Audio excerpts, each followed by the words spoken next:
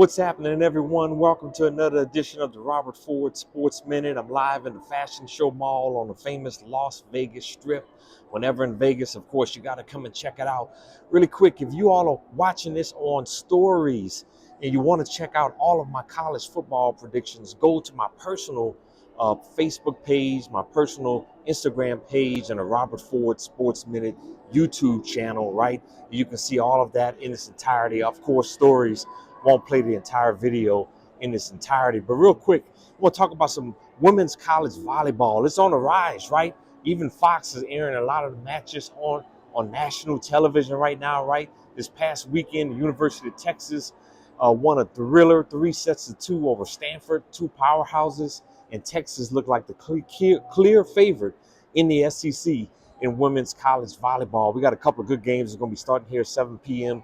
Eastern Standard Time. You got Stanford, who I just mentioned, who's also got a young team, up-and-coming team. They're usually a powerhouse. They're on the road against Missouri. I'm picking the Mizzou Tigers to win that one at home. Then you got Texas A&M, another SEC team, going on the road against in-state rival SMU, right? I'm picking SMU to win that matchup on tonight. All right, let's get to some college football here really quick. And I'm going to talk a lot about some college football. Got some great games this weekend. The SEC is loaded at the quarterback position this season, right? You look at Diago Pavia, quarterback at Vanderbilt, right? Not a tremendous pro prospect, right? But a great college quarterback, and he's making Vanderbilt competitive. Going against Lenora Sellers this weekend, right? Who I believe arguably might be the number 1 or number 2 pick in the NFL draft and might be the front runner for the Heisman right now as well. So Vanderbilt, Diago Pavia going against South Carolina this weekend. I'm picking South Carolina. That game is this Saturday night on SEC Network. You don't want to miss that one. Both of the teams are undefeated so far. Then you got DJ Legway, right, against Garrett Nussmeier this weekend. Florida at LSU. But DJ Legway, he struggled throwing the football this past weekend against South Florida when they lost, right? Garrett Nussmeier even struggled a little bit against Louisiana Tech this past week, even though LSU was still able to pull out that victory. I'm picking LSU in that one. DJ Legway ran all over LSU last year, right? But I think LSU defense is much improved. I think they found a way to recover even after a poor performance against Louisiana Tech this weekend. I think LSU's defense is a lot better, right? And I think the offense will be better this week against Florida. I think they beat Florida by at least 10 points this weekend in Death Valley on Saturday night. Then you got Gunnar Stockton, who's an up-and-coming quarterback. Not truly sold on him yet. They'll be going on the road against Joey Aguilar in Tennessee this weekend. I'm picking Georgia on the road, and I'll tell you why. Tennessee's going to be without 2 of their starting cornerbacks in this game on Saturday night, right? And Georgia's got some big-time weapons on the perimeter. So I'm going to go with Georgia. Even though I'm not truly sold on Gunnar Stockton yet, I'm going to go with Georgia on the road. And as I mentioned, SEC is loaded at the quarterback position. You got Arch Manning, right? Even though I don't think he's the number 1 pick in the draft, at least not this year.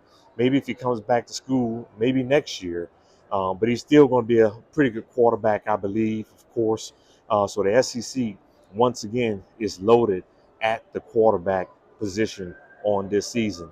All right, let's talk about some other college games this weekend. Texas A&M, Marcel Reed, another good quarterback in the SEC, going on the road against Notre Dame, right? Notre Dame lost their first matchup on the road against Miami, so Notre Dame will be at home this week. I'm going to go with Notre Dame. The question mark for me about Notre Dame was C.J. Carr. I thought he actually played really well against Miami in week 1, and they came up a little bit short. So I'm going to go with Notre Dame. They got Jeremiah Love, arguably the best running back in college football. So I'm going to go with Notre Dame in that matchup. Clemson at Georgia Tech, right? This is like my upset special. I'm picking the Ramblin' Wreck, Georgia Tech at home. Look, Clemson hasn't been that impressive the first 2 weeks of the season. It's their best wide receiver, Antonio Williams, is still out in this game. And Georgia Tech's going to run the ball. Look, Clemson's got a good defensive line, 2 first-round picks on that defensive line. But I think Georgia Tech finds a way to win this game at home in Atlanta. So I'm going with the Ramblin' Wreck in that game. Then you got South Florida on the road against Miami this weekend, right? I'm going with Miami to go 3-0. This will be South Florida's first loss. They've been really good opening the season at home and beat Boise State really bad. Went on the road to the swamp and beat Florida, right? And they contained DJ Legway, right? But I'm picking Miami to win this one. Who are my favorites for the Heisman so far after 2 weeks? For me, is Lenora Sellers and John Mateer, right? John Mateer, another great SEC quarterback. I can't talk enough about all the good quarterbacks in the SEC this year, right? But those are the two favorites for me, right? Lenora Sellers, South Carolina, John Mateer, big time win over Michigan this past weekend. Some people are saying Garrett Nussmeier, but to me, he didn't really play that well against Louisiana Tech this weekend, so I dropped him down some. So for me, the leading candidates, Lenora Sellers, South Carolina, and John Mateer, quarterback at Oklahoma. Who are my top 5 teams so far in college football? Number 1 is Ohio State. They got a big win over Texas. Obviously expected them to beat Grambling, right? Number 2 for me is Oregon, right? I know the rankings have Penn State at number 2, but Oregon blew out Montana State, who was a Division I AA powerhouse, right? And then they blew out Oklahoma State. They blew out Mike Gundy. I'm a man. I'm 40. They coming after me doing all that whining about Oregon spending the money. But Oregon beat them really bad. I have Oregon at number 2. I have Penn State number 3. And they playing Villanova this week, man. Come on, man. Villanova? It's not basketball. How you going to schedule Villanova, Penn State? So they haven't played anybody yet. I know they got some good talent, good personnel, good NFL prospects on their roster, but they got to show something else to me. They got to schedule some tougher opponents here. And I moved LSU down to 4.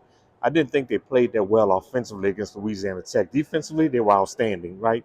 But I dropped LSU down in my rankings down to number 4. And then number 5 will be the Miami Hurricanes, right? The big win over Notre Dame. They blew out Bethune-Cookman like they should have, right? So those are my top 5 teams in college football at the moment. And then let's close out with some NBA here. Really tough story. Naz Reid, who's been a 6th man of the year in the NBA, plays for the Minnesota Timberwolves. His sister, Naz played at LSU, of course. His sister was tragically shot to death in New Jersey. An unfortunate situation. So our prayers go out to Naz Reid and his family. Really tough situation, unfortunate situation there. Then the last thing I want to touch on, Andrew Wiggins, right? The Lakers are trying to acquire him. Obviously, Andrew Wiggins is one of the better perimeter defensive players in the NBA, right? But who do the Lakers will give up? Or you're going to have to give up Austin Reeves, or you're going to have to give up Rui Hachimura, you're going to have to give up both of them.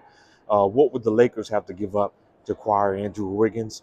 But they are trying to acquire him from the Miami Heat. So stay tuned on that situation. All right, everyone, this has been the Robert Ford Sports Minute. Thanks for joining. I hope you all have a blessed and amazing rest of the week. Be safe, everyone.